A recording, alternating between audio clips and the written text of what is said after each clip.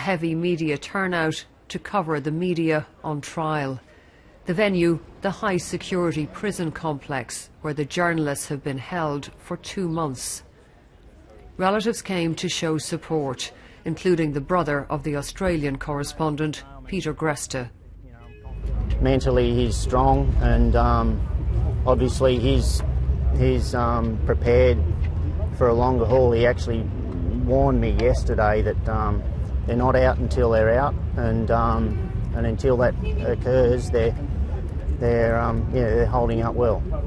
Entry was strictly controlled, and we were not allowed to bring our cameras in.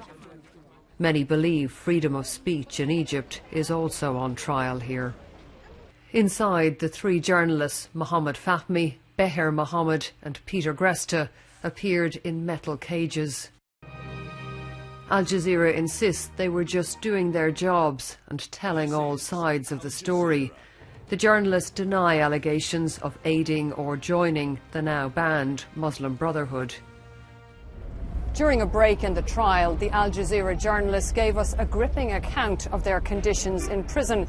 They said they are locked up for 23 hours a day, denied access to newspapers, TV and writing materials. They said they hadn't been given a chance to properly prepare a defence. They hadn't seen the evidence against them. And in court today, there was no translator for Peter Greste.